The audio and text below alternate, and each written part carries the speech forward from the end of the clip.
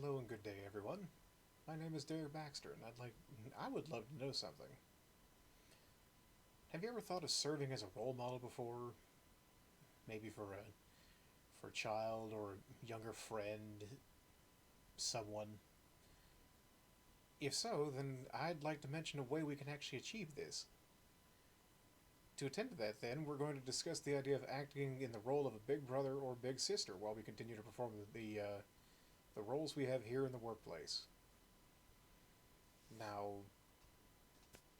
I'd imagine that you're not entirely sure how we'll do this when we've got work to perform. And in a way, your concerns are actually kind of justified. It sounds like it'd be difficult, but that doesn't necessarily mean we can't do something within the same vein anyway, even if it might be troublesome for us. We'll The easiest way we would do this would be finding the time before or after work to take on the role of a big brother or big sister. We I would imagine most of us are up well before or well after our shifts begin, or well before our shifts begin, or well after they end. So that would give us the time we'd need to actually do this. And I'll admit the solution I'm presenting isn't perfect, but it can still provide a way to improve the lives of children or teens. So we'd be giving them role models or at least a positive figure they can relate to in some way, and still be able to teach them something on top of that if we had have the opportunity to bring them here. Like it can to kind of give an idea of how that might be, how we can actually have them here.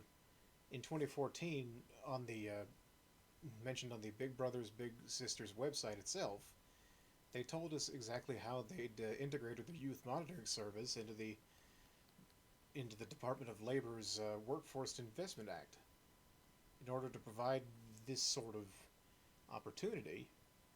They collaborated with the government in a number of programs, which include, but are not limited to, ICF International, the Virginia Center for Restorative Justice, and Cure Violence, which is based out of the University of Illinois. Now,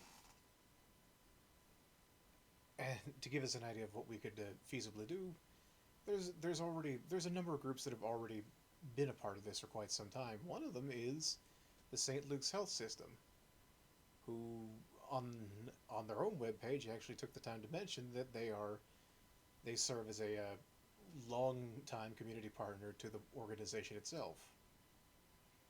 One of their hospitalists, a Dr. Necochea, happened to learn about Big Brothers and Big Sisters during a public health lecture in Baltimore during the time period in which he actually lived there. He, he expressed that, quote, he wanted to become more involved in helping the community, but he wasn't sure how he would do that. And followed that by mentioning the serendipity of the lecture's provision.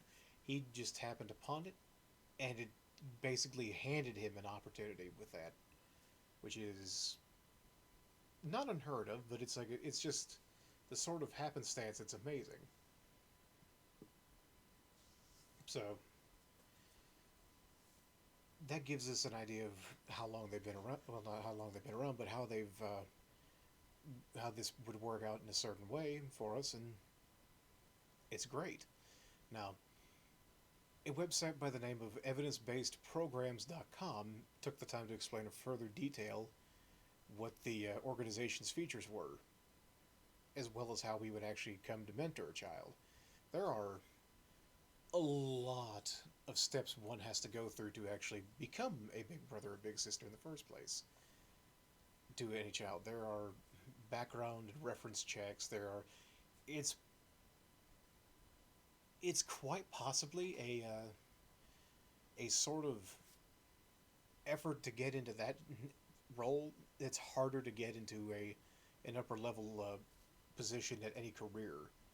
In all honesty, I have gone through interview processes myself that have been quite rigorous to the point of trimming my own hair for a drug test, and yet the way to become a big brother, big sister requires more effort than that.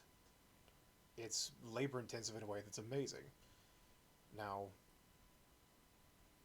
some of the other things they mentioned on there, though, on that website, were how often how often the children and the mentors would meet, and how long those meetings could last. Which is why I said what I did before.